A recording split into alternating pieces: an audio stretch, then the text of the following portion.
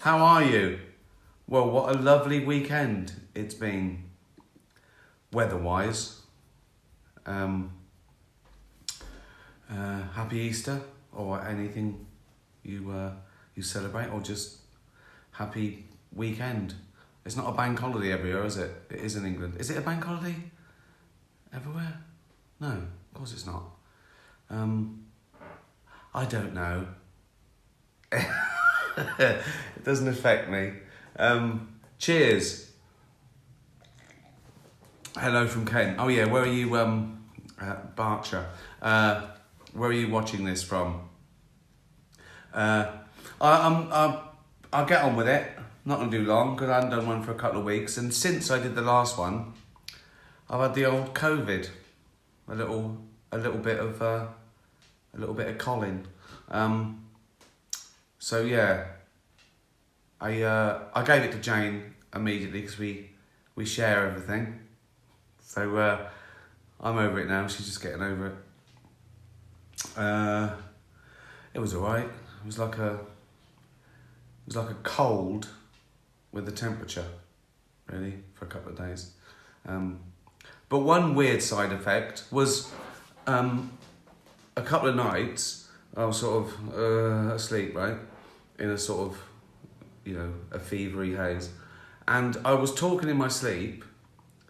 Well, I was talking in my dream, and I woke myself up because I could hear what was actually coming out was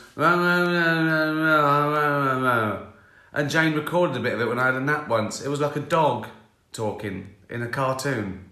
So that was weird. That must have been sort of like some sort of fevery, hallucinogenic. Anyway, I'm fine. So have I got that out of the way now for a few weeks? I can't, that's the first time I've had it as well. I got away with it for like 2 years. I mean, everyone's got it now. But yeah, it's not too bad. I don't know what it'd been like if I hadn't been vaccinated. Knowing my luck. Anyway, right, some questions. Sue, well, I like this already. You are a brilliant actor. If you could have been in any movie of all time, what would it be? What part would you play? Well, I've thought about this, and if I'm allowed to just like dream, like, it's not a remake, I would, and I was as good, because obviously all the films I love, I go, oh, well, I wouldn't do that, I couldn't do it. But if I could just play any role and it, it's a pipe dream and it would still be a great film, I think it would be, I'd play McMurphy in One Flew Over the Cuckoo's Nest. That would suit me down to the ground, that. Being a bit annoying and mental. I mean, that's just really annoying and mental. So yeah, it wouldn't be the same, I admit that. Just stepping into Jack's shoes, yeah, not a problem. Yeah, I can be in one of the greatest movies of all time, playing the role played by one of the greatest actors of all time, not a problem. Someone's just saying Hitler. Cheers. I was offered Churchill. I was told him, I said, I can't do that. I think they'd seen a picture of me as Churchill. But you can't do that. People laugh when I walk on if I'm Churchill. I think I told you the first film I was offered was a biopic of Jockey Wilson. Now, he's no longer with us. And it was bittersweet. It was bittersweet. It was nice to be offered a movie. But he's a little fat fella. Right, okay. Julia, have you ever felt that time is going too fast? Oh yeah, more and more, I think. I do that thing as well that you go, like 1992, and I go, oh yeah, 20 years ago. And then you go, oh no, 30 years ago. You go, fucking hell. I think it's exponential as well, because every day now is a higher percentage of the time I've got left alive. I don't know what percentage it is, but it's a higher percentage. It's a nice thought, isn't it? So, yeah. But no, it depends. If you've had a busy week, the week goes fast, doesn't it? Because you're getting stuff done, and sitting around it goes slower. So if you wanna make your life seem longer, just be really boring. Just do nothing. Just sit in a hole, just looking at dirt, and your life will seem much longer. Live the life of a worm. Right, Welsh Felix. What's the funniest experience you've ever had with your siblings, and why? Well, I suppose it's always Christmas. All the funny banter, the arguing and the getting drunk and playing stupid games like Trivial Pursuit or charades or something.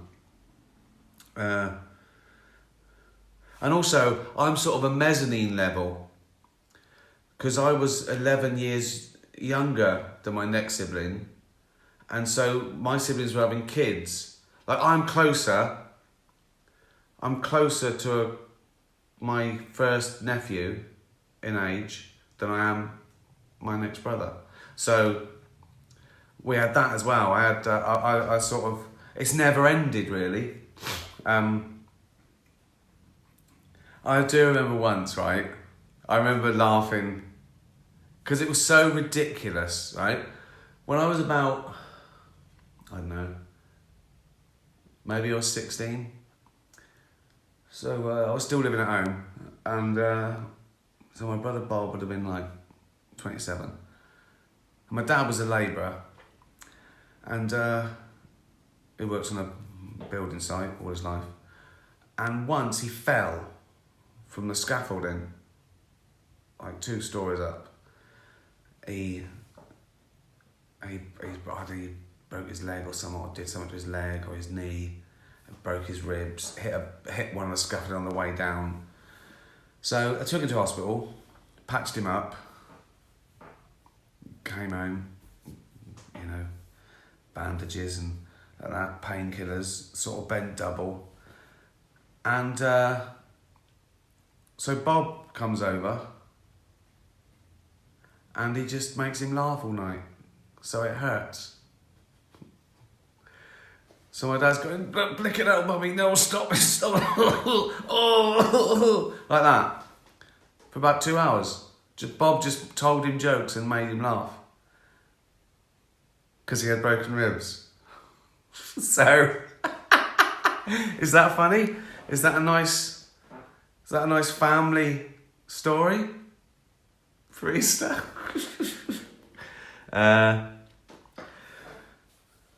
Rachel, if you were a song, what song would you be and why? Well, I don't know, what one that sums me up, or because I'm gonna choose something flattering, aren't I?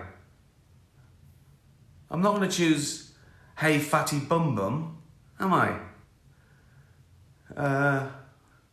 Heart of Gold by Neil Young. Great song, just sums me up. Got a heart of gold.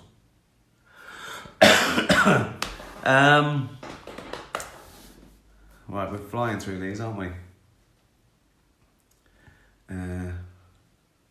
Right. I was hoping I'd lose weight as well. COVID. Didn't happen. Leopold and Loveday. Would you rather have the sight of an owl or the hearing of a bat? Good question. Wow, my first is sight straight away. Hearing. I think my hearing is better than my sight now. I assume when I was younger, both was pretty perfect. But I know now, and I feel that I've still got perfect eyesight until I can't read something that Jane can.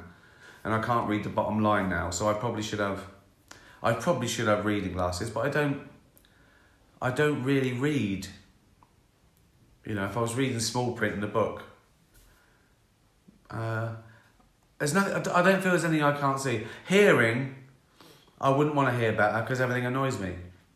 I can already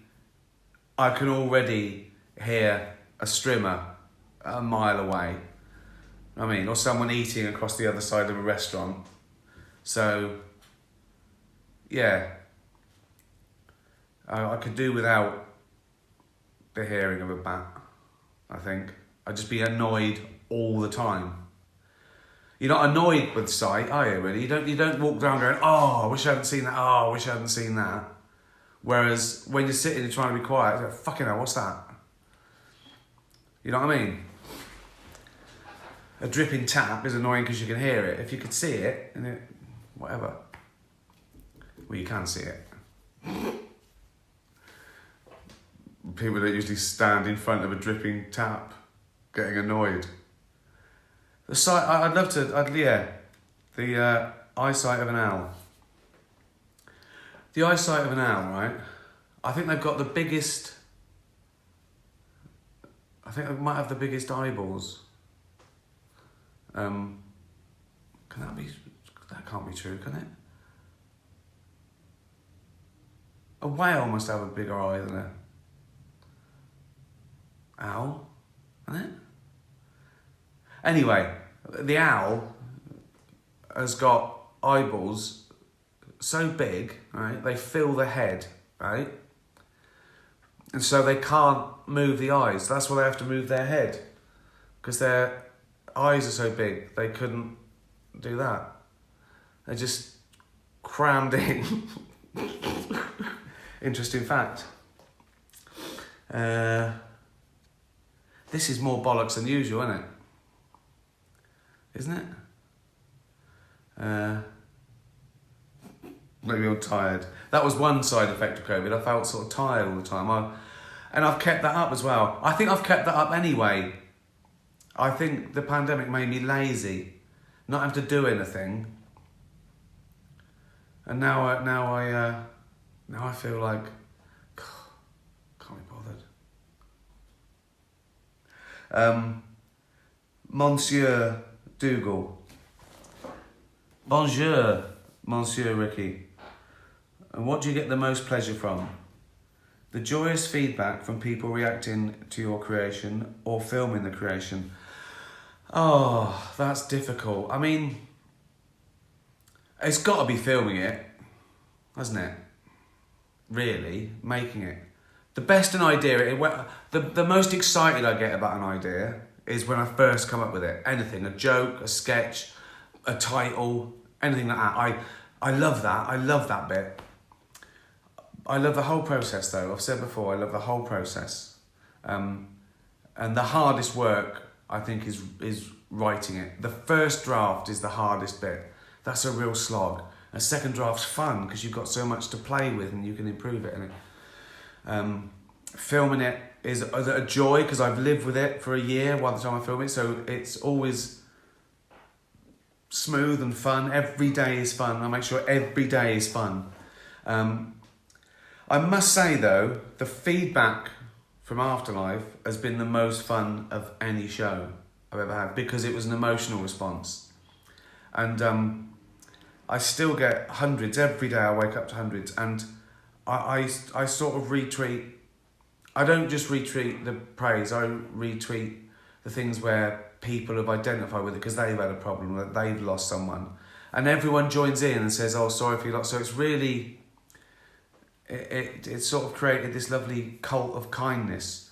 So more than any other show, I've enjoyed the feedback of Afterlife. But it's got to be the creating it, I think. overall. That's just the most. That's why I do it. That is the fun bit for me. It's lovely. The reaction is fantastic. The awards, the money, all brilliant. But it is all about the creation of it. But there'd be no point if people didn't watch it and like it. And I appreciate that more and more now. I really appreciate the audience. I just go straight to them now. All I care about, the people who watch it. I don't really care about awards bodies or reviews or anything like that. Because they don't matter. It's you keep working if people keep liking it. And I like the work. So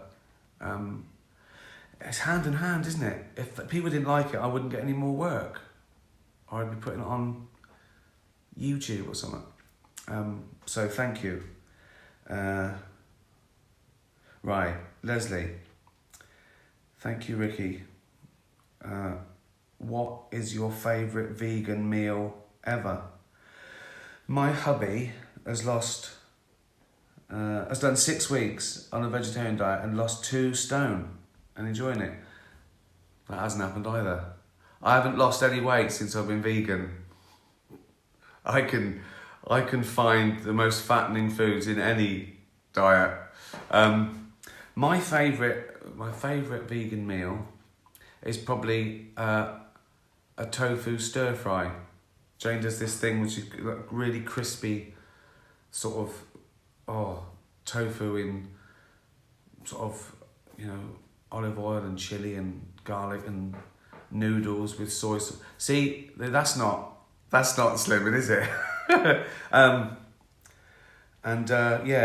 I think, in fact, we had a couple of great vegan meals in Giggling Squid. Do you know that? That's sort of a Thai chain. We went to one in Cambridge and went to the one in Marlow a couple of weeks ago. And they've got a massive vegan menu because it's noodles and rice and vegetables and peanuts and so you can fill up and it'd be really tasty. And you can veganize everything now.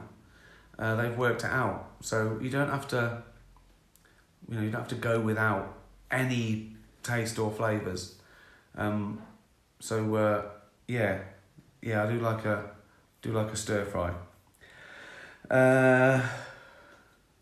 I should do a book, How to Stay Fat on a Vegan Diet.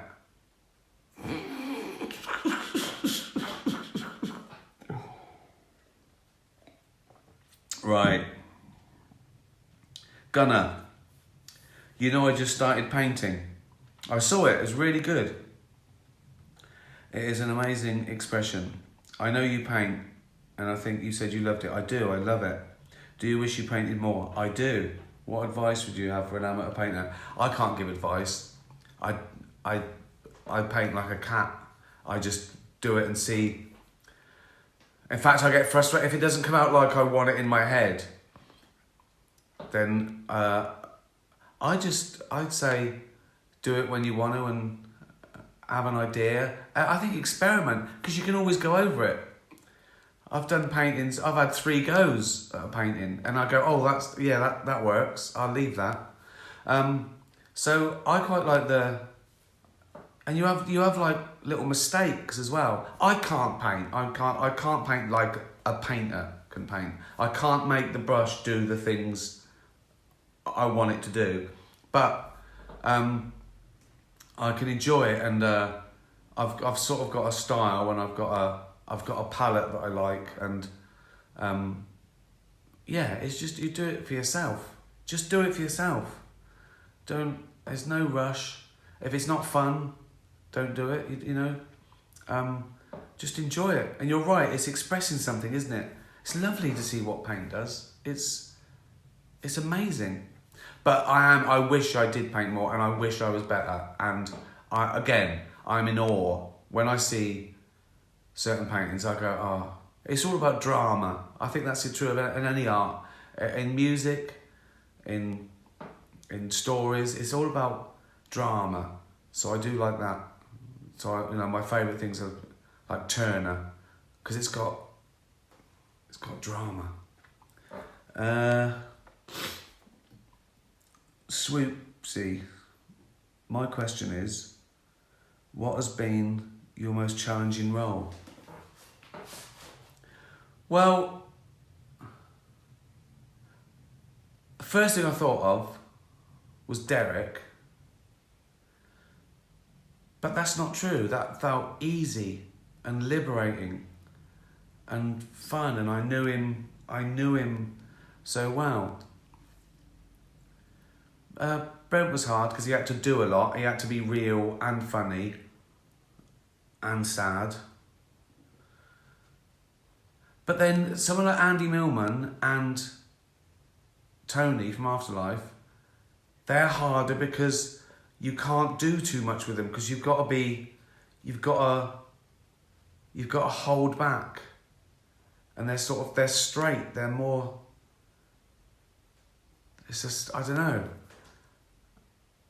I'd say it was Tony from Afterlife, because I had to make him awful and you had to forgive him for it. So, I don't know. I don't know if it's for me to say either. I don't know, because someone would go, well, you say it was challenging, but you failed. You didn't do those things. So, I guess, also on the face of it, I think comedy, people think that comedy's easier. So it's hard to do comedy and that's real and and care for the person. Because if you go too out and out comedy, you can't ever care for them when they suddenly do something real or sad. So you've got to always have that. You've always got to have that in mind. However funny they are or stupid, if you ever want them to have a sympathetic moment, you've got to sort of sow the seeds of realism. Otherwise people go, why do I care for that idiot? He doesn't care about himself. So I'd say it was, for all those reasons, I'd say it was Tony from Afterlife. Yeah. Right. No meat Pete. I assume Pete's a vegan as opposed to he lost his penis in an accident. That would be a terrible nickname for a man who lost his penis, wouldn't it? Here comes No Meat Pete. All right, lads. Let's keep it quiet. I'm pretty sure it's because he's vegan. No Meat Pete. I've ruined his Twitter handle now, and he's got to change that. He can't go around. Now people thought, No Meat Pete. No one's ever thought of that before. I've ruined it for him. Sorry, Pete. It's because he's vegetarian or vegan. My question is, if you weren't a comedian, actor, writer, director, etc., what would you have liked to have been? Well, scientist. I always wanted to be a scientist for, I think, the longest time. Again, do you mean, is it realistic? Because I could say heavyweight boxing champion, couldn't I? But in the realms of possibility, and I loved it and I still do, it would be science, I think. Science and nature, biology. As you know, I went to university to study sciences and then swapped to philosophy. I wanted an easy time. 40 hours a week biology. I got, what the fuck have I done? Philosophy, 7 hours. Let's have that. Went along, said I want to change to philosophy. They went, you missed the first half of the term. I went, I'm really smart. I did. And they went, I thought they'd laugh. They went, like that, arrogant.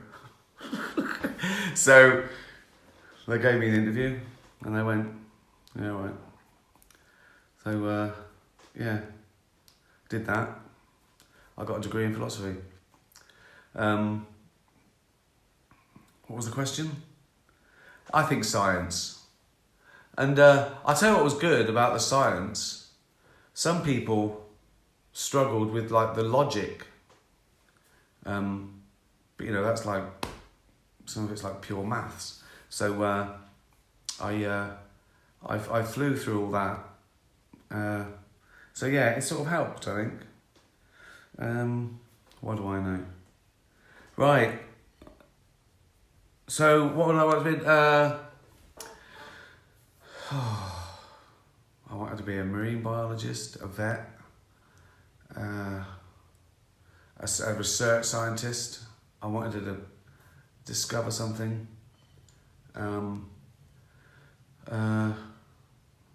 Inventor. Something sciencey. Harder though, isn't it? Gets harder and harder.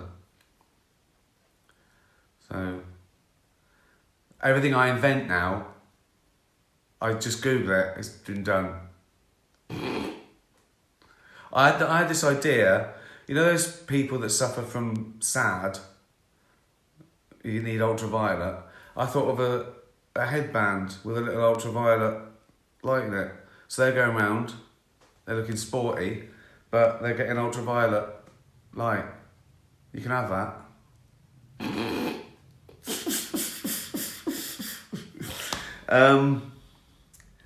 Claire, if you had the choice between being rich, but not from writing or acting, you just won the lottery, or having no money, but doing the job you love,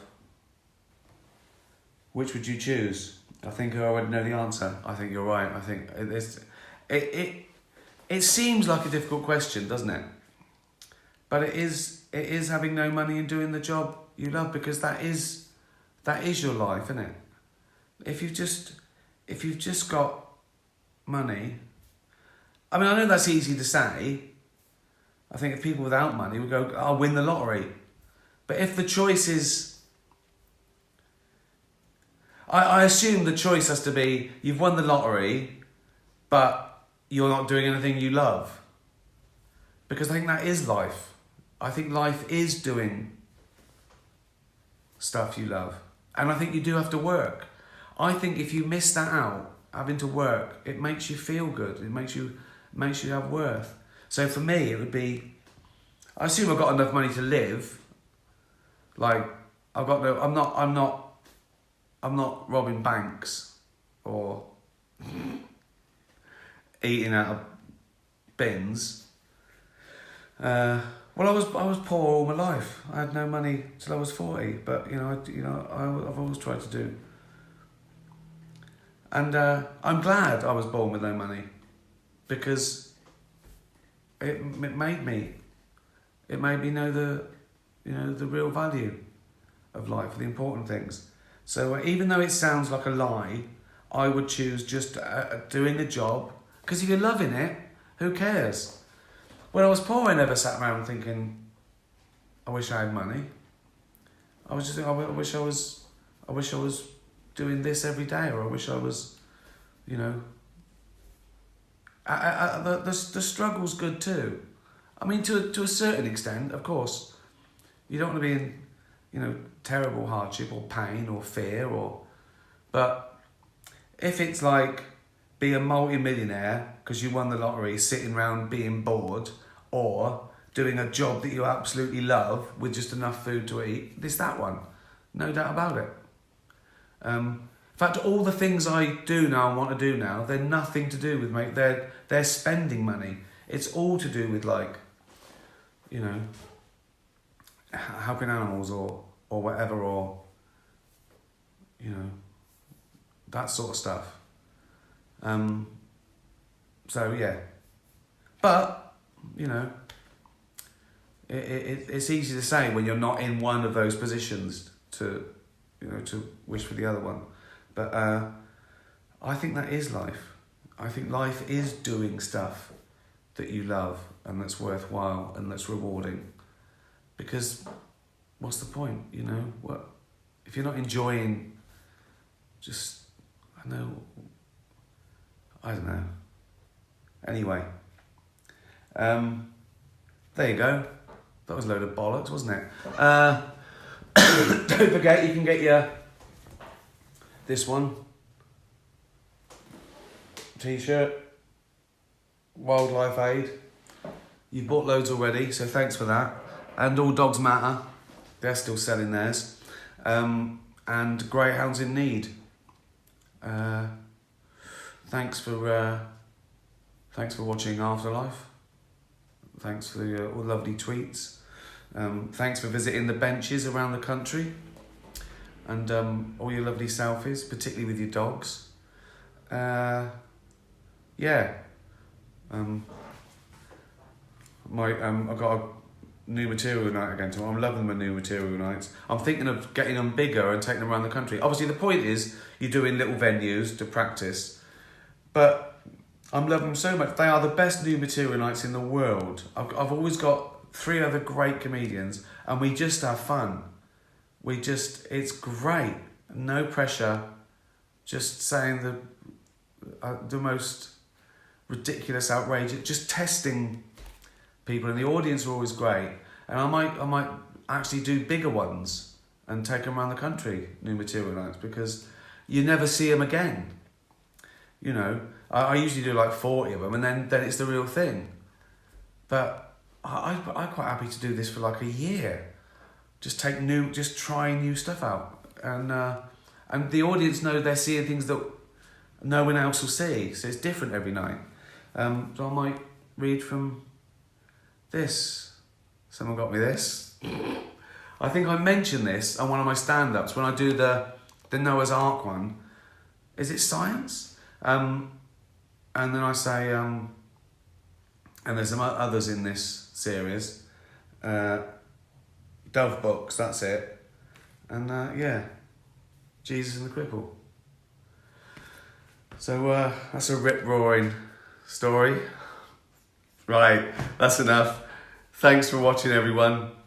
Tatty bye.